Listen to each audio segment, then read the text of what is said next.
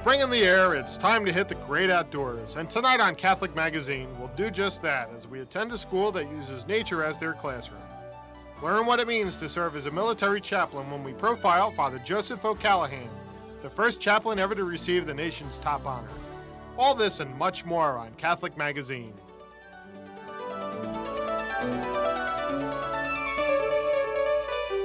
With your window on your world, this is Catholic Magazine. Good evening, everyone. I'm Paul Perillo. And I'm Pat Shelton. Thank you for joining us again this week. Well, if there are any World War II veterans out there, we invite you to stay with us because we're going to remember a hero from the big one, WW2. Also on tonight's program, we'll learn about one woman's efforts to open a dialogue between pro-life and pro-choice supporters. But first, we're going to join some fortunate kids who have a chance to do something many city kids don't often get to do, to get close to nature by way of an outdoor classroom. Step, big step, big step. Do you need help, Bob? Okay, now. I like the different activities, like going out in the woods and exploring, and I just like camp. We're up here to experience the wilderness and learn about the outdoors and to, get to know like how the animals live and where they go for shelter and all that stuff. I think it's fun. It's new learning experience. I like the outdoors. The program is the Outdoor Science Program, and it's our attempt to meet some of the science curriculum needs of the Catholic Archdiocesan schools and extend some of their science requirements outdoors so that they have some learning that takes place outside and to draw from those learning experiences they have in the classroom and to extend them to the outdoors, and so that the teachers will be able to take back with them an outdoor experience of science that the kids can then draw from the learning experiences they have here at Camp Hamilton. The program runs Tuesday to Friday, and during the mornings we have teaching nature periods that the specialists will teach about their area specialty, their forte. And those 4 areas that we have right now are ecology, wildlife, Indian lore, and forestry. Then the afternoons are set aside for the teacher to teach their curriculum needs and their science requirements and do their own programming with the kids that they wanted to emphasize. So that maybe if the teachers had an experiment of wetlands in the classroom where they symbolized a wetland with a sponge soaking up impurities in the environment, they can extend that learning experience here to Camp Hamilton and walk them through some wetlands and get a first-hand experience of some actual wetlands that we have here at camp. Camp's fun here. It's fun around here to go on hikes and learn about what's around you. We had to blend in, like some of us were prey and the others of us were predator. And I was a prey most of the time, so I had to hide where no one else could see me. It teach you what the animals do to live in the wilderness when they're being hunted. So do you guys think you can adapt even better this time? Yeah. Let's go. Who thinks they can adapt the best? Any volunteers to be the first predator? Well, I grew up with CYO. I think there's not a part of me that hasn't been affected by what I learned at camp as a kid and even as a staff member. I love kids and I love the outdoors, and for me the coolest thing is just to bring the two together. I think that the experience it's really valuable for them. A lot of these kids are from the city. They've never seen the outdoors at all. And we bring them out here and share our enthusiasm and our appreciation for the wilderness and the wild. And it's just a great experience for everybody involved. We haven't had a time that wasn't just great. We can get poured rain on and still have a good time, and it can be sunny and we'll have a good time. We get to go boating. But it's just great to expose the kids to something that a lot of them have never been around before. It's kind of scary for them at first, but they come around and most of the kids just really love it. I didn't think I would like it that much when I came, but it's really cool here because you get to play outdoors, and you get to meet a lot of new friends, and they serve breakfast and lunch and dinner. It's real cool. Kids really enjoy coming here. I think the reason they enjoy coming here is because it's fun, and that's when they learn things. And I think education as a whole could look to environmental education for ways of really reaching kids, innovative ways of teaching them, doing games, doing things that are not so rigid and structured, like sitting in a classroom and listening to the teacher talk at you every day, in and out every day. So I think education as a whole, stand to move outdoors and be a little more creative. What happened to these trees is what happened to this whole forest is real important to understanding the environment around you, because this is not the natural forest that has been here for a long time. This is a forest, a new forest. It's called second growth versus the original forest, which was called what? Old growth, original growth. So this tree was here 500 years before Columbus came, which was 500 years ago. So there were Indians out here, but there weren't any white people here because Columbus came to the East Coast, and even then it was a long time before people got out here. So this tree has been around for a while. I think it gives a chance for the kids to extend the boundaries of four walls to the environment they live in.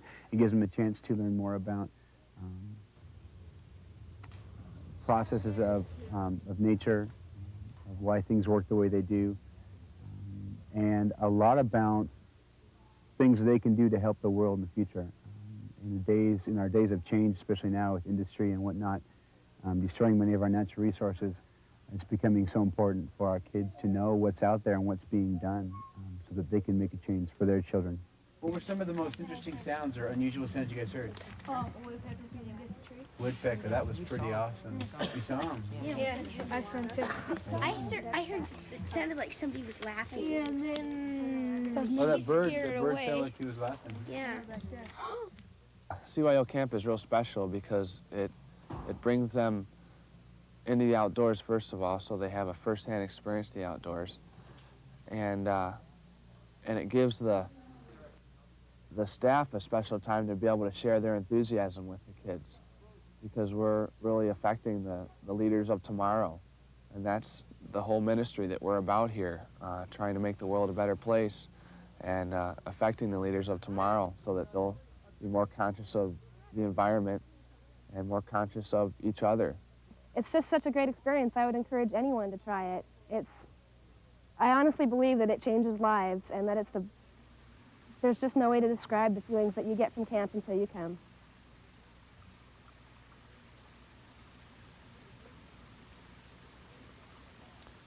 The abortion issue is an issue very much alive today, and in the news we see pro-life and pro-choice forces clash. I had the opportunity recently to meet and interview Helen Alvare, a native Delaware Valleyan who is now a spokesperson for the National Conference of Catholic Bishops. Philadelphia City Council recently approved an ordinance aimed at curtailing the demonstrations of pro-life supporters outside women's clinics where abortions are taking place. This ordinance aims to thwart the so-called verbal abuse of pro-life activists against women seeking abortions, as well as to end those same activists from physically blocking access to these centers. In these cases, there is very little chance to dialogue between the two sides. A woman, a self-proclaimed pro-life feminist, is out to initiate dialogue between the pro-lifers and the pro-choicers.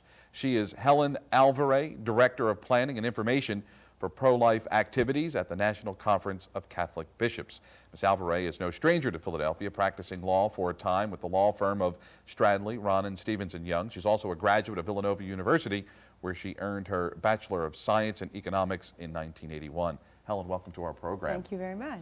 I guess some people would say, how can you call yourself a pro-life feminist, because those words really don't go together. Are you out to initiate a new movement, if you will? They go together fundamentally. The real inconsistency is in supporting abortion and claiming to be a feminist. Not only has abortion not solved any of the problems that drive women to the clinics in the first place, whether it's inequality in education or in employment or abuse, but rather abortion contributes to the notion that as a society, it's better to offer a woman abortion than to offer her real solutions to those problems. Additionally, abortion as a solution seems to point to a woman's ability to get pregnant as a problem. That's the old sexist notion, if you remember, that women's ability to be pregnant was a problem or a flaw. To be a true feminist, you have to celebrate the many gifts that women bring to society. One of them is the ability to bear children. A pro-life feminist says, answer the problems that women have. Don't require us to take the lives of our offspring in order to solve our problems. All the early feminists were pro-life, and today there's a large pro-life feminist movement, whether it's the Susan B. Anthony Fund for pro-life women candidates, or whether it's Feminists for Life. What is the church's stand, and let's just set the record straight here because there's a lot of confusion today, where the church stands on the issue of abortion. Can you set the record straight for us? Yes, the church teaches consistently that there ought to be no direct taking of innocent human life. We know scientifically, all the scientists agree, life which is human begins at conception. And so we teach that there ought to be no direct taking of it, no matter what the circumstances. Now there are cases where when the life of the mother is at stake, that in saving her life, the child is indirectly taken. We would never say you ought to kill her to save the child or kill the child to save her, rather try and save them both. Mm-hmm. But essentially you ought not to penalize the child in any circumstances, no matter whether they're black or white or conceived with crack in their veins or even conceived in the difficult situation of rape. Mm-hmm. But you must stand by to be ready to offer the woman advice, services, assistance in those difficult circumstances. You go about presenting the cause, if you will, in a very non-combative way. We do see the extremes out there outside of these women's clinics where all they're doing is shouting at each other. Mm-hmm. What you would like to see is a dialogue between the two sides. I like to see dialogue both in settings like this, and I've been into over 100 campuses, 100 high schools. Outside of clinics, I think there is a powerful place for the peaceful protester. I love protest. I live 2 blocks from the Washington Monument. I protest regularly, mm-hmm. whether it is for one social issue or another. Peaceful protest, meaning not verbal harassment, not destruction of property, not harming persons, is a valuable witness to our solidarity with the powerless person, whether it's for civil rights or against abortion. But it ought always to be peaceful. You can't use a bad means even to achieve the good end of trying to slow or stop abortion. The Philadelphia Ordinance, and there's one nationally that's going to try and mirror that, essentially teaches the public, as law always teaches, that somehow abortion protesters are worse than others. And that's terribly unfair. They're protesting for life. It is also phrased in a very vague way, which constitutionally a criminal statute is not allowed to be. I think the statute could really go down under constitutional challenge. And moreover, I hate to see pro-life protesters singled out for abusive treatment. You have an uphill battle. I mean, to get your word out there, to get the cause and to promote the cause out there is an uphill battle. Where do you draw your inspiration from? Well, 2 things. I have an uphill battle against powerful institutions. Mm-hmm. People who are wealthy, well-off, well-educated, people who run powerful institutions tend to oppose me.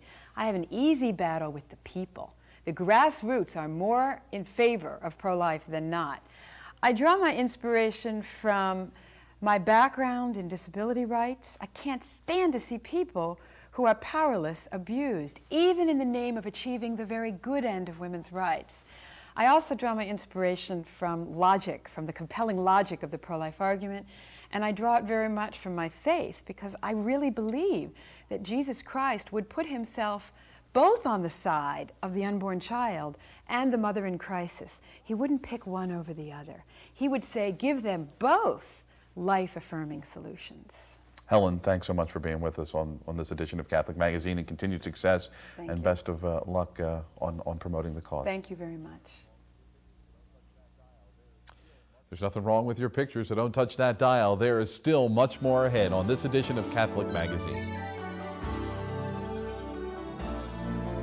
Set materials for Catholic Magazine provided by Tague Lumber Incorporated, serving the Delaware Valley for over 75 years.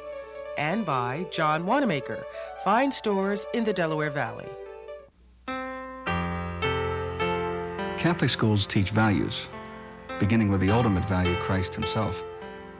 This bedrock value infuses all the other values taught. It makes it easier to teach right from wrong and respect for others and individual responsibility. And those values make it easier to teach everything else. That's why Catholic school test scores continue to go up. It's why the longer a child stays in Catholic school, the better the child does on standardized tests. It's also why Catholic school students do better in every area measured, including math and science. And that's why a much higher percentage go on to college and graduate from college. And this, I think, is the reason why parents regard the decision to send their child to a Catholic school as an investment in the child, in the family, and in the community. A Catholic school education, you value the values.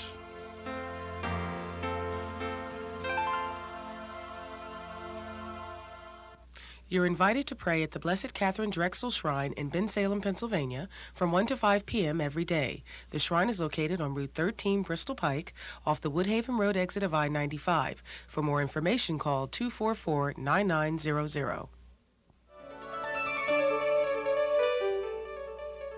We welcome your comments, suggestions, and donations and encourage you to write us at Catholic Magazine, St. Charles Seminary, 1000 East Wynwood Road, Overbrook, PA, 19096, or call us during regular business hours at 668-9842.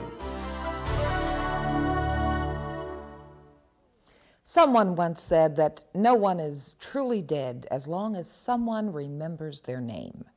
And now we're going to remember someone well worth remembering, a hero from World War II. March of '45, and World War II was ending. The aircraft carrier Ben Franklin paused in port for more ammunition, fresh milk, and a Catholic chaplain, then sailed from Pearl Harbor to return to the Philippine Sea to finish off the Japanese Navy. 7:07 a.m., March 19th, a Japanese plane struck with 2 direct hits of 500-pound bombs that turned the Franklin into an inferno. Suddenly, the Holy Cross Jesuit priest, Father Joseph Timothy O'Callahan, turned up everywhere, manning hoses, dumping ammo, comforting the wounded, giving last rites to the dying. Chaplain O'Callahan was awarded the nation's top honor, the Congressional Medal of Honor. It was presented by President Harry Truman, who was once quoted at a similar event as saying, "I would rather be able to say I had earned the Congressional Medal of Honor than that I had been President of the United States." The Franklin survived, limped back to the U.S. where she was dismantled, her carcass of scrap metal eventually sold back to the Japanese. Father O'Callahan survived too, recuperated in a hospital on Guam, returned to the Holy Cross math and philosophy classrooms he had left to set a positive example for students as he had for sailors. After all, his whole life was in teaching outside of the war experience. His whole life was teaching. He taught mathematics and before the war, and then after the war, as I say, he taught philosophy. So, yeah, his whole life was given over to the youth. Father O'Callahan was to live another 19 years, but the searing heat and penetrating gases of his ordeal had ruined his lungs, his respiratory system, drove up his blood pressure, and left him in constant and chronic pain. Health problems drove him from the classroom to his quarters, where the door was always open and a grin was always present, as long as you respected his tremendous fear of fire. If you went into his room and lit up a cigarette, it'd hit the ceiling if you weren't careful putting out the match. He was scared to death, naturally, of fire. And anyone who lit up, he'd bellow if you didn't make sure the match was out before it was in the wastebasket. In 1964, Father O'Callahan passed on. He was buried in Holy Cross's little cemetery. His possessions are stored in the archives of Holy Cross's library. The medal, his dog tag, the book on the Franklin, the photos of the USS O'Callahan, the destroyer escort the Navy named after him. He wrote a book, they made a movie. But other than saying, "I did what I did because of my Jesuit training," or "any priest would have done what I did," you would not have gotten the story from him. He never mentioned it, unless it was brought up. I think the thing uppermost in his mind, as far as I could see, was just to be a good Jesuit priest. Fittingly, Holy Cross named its separate science library after Father O'Callahan. It is full of the texts and the journals that mold the scientists and the engineers of the next generation. Many also take naval ROTC and are sent off to sea under the eye of one who made a difference. All of those students are required to study mathematics, so even now we serve the mathematics colleagues of Father O'Callaghan, and we serve what might be called his spiritual heirs or his comrades in arms, because future naval students that graduate out of Holy Cross will be in the Science Library named after a Navy chaplain. A postscript. The Navy Catholic chaplain remains with us, ever ready to serve sailors of all status, all rank, meeting spiritual needs, addressing personal problems. They live by the Navy's official code of conduct and their own unofficial code. I think oftentimes there are situations where I say, well, I'm the priest, I have to do this. I have to go the extra mile. I have to do more than might be expected of another officer. I always try to eat last. I always try to go the extra mile. I always try to be the last one to get bedding or whatever it might be, try to be the last guy. Because I'm the priest. I'm the servant of all. I'm the servant of the community. The Navy seeks to recruit and replace 50 chaplains a year. The physical demands make it tough to find a priest willing to go, and the priest shortage makes it difficult for a bishop to let him go. But there is a standard appeal. We are the bridge between the parish that they leave and the parish they will return to.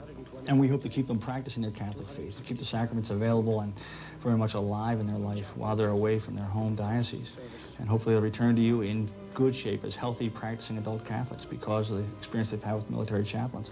And military chaplains who know the O'Callaghan story draw upon it for their own strength and courage. I draw upon his example for my own inspiration, and when times are tough, I look back and say, well, I've got to carry that thing, and I'm the chaplain of today. I'm the O'Callaghan of today, if you will. I may not have the dramatic opportunities to serve that he does, but every day, every person hits my door. It's a matter of doing that for Almighty God.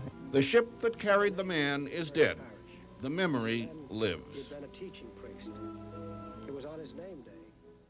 During this renewal year of listening, Mary, Teach Us to Listen will be the intention of the biennial pilgrimage to the National Shrine of the Immaculate Conception in Washington. On Saturday, April 24th, Cardinal Bevilacqua will lead the faithful during this day of prayer for personal renewal and peace in the world. For information, please speak to your pastor or call 587-2491. Also, Chestnut Hill College is sponsoring its 12th annual College for Seniors from June 13th to June 15th.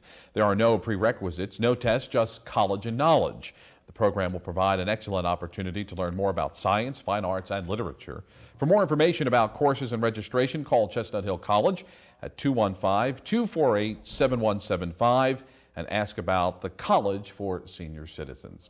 Before we go, we must bid a fond farewell to a very important part of the TVR production family here, Susan Gallagher, who has been with the show for 10 years. Pat, I think she started when she was 12 years old. She had to be. First through Reel to Reel and now Catholic Magazine, and she's leaving us for greener pastures, I do hope. And we wish her well in all her future endeavors and Good luck, thank her. Sue. Until next week, I'm Paul Pirello. And I'm Pat Shelton. We'll see you here next time. And we leave you with He Who Created by John Michael Talbot. Good night.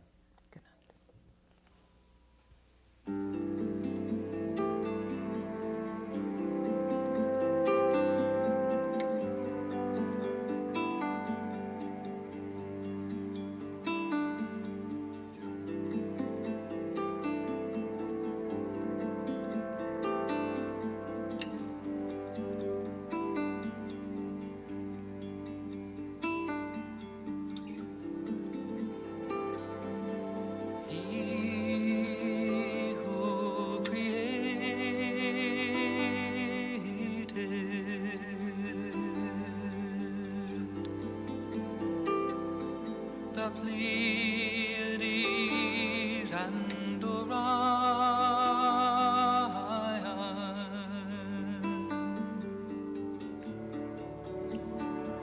turning darkness into the light of the dawn,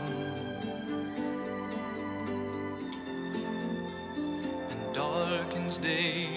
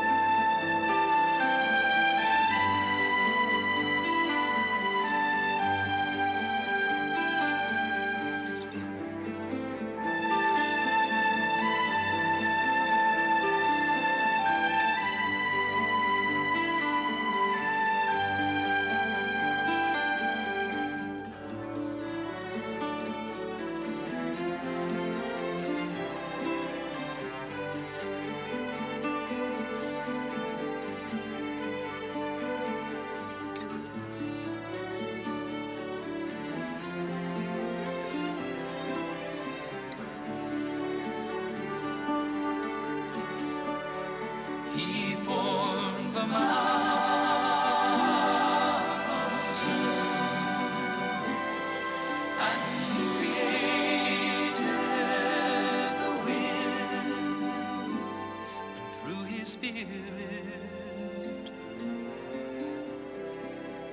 declares his thoughts to men.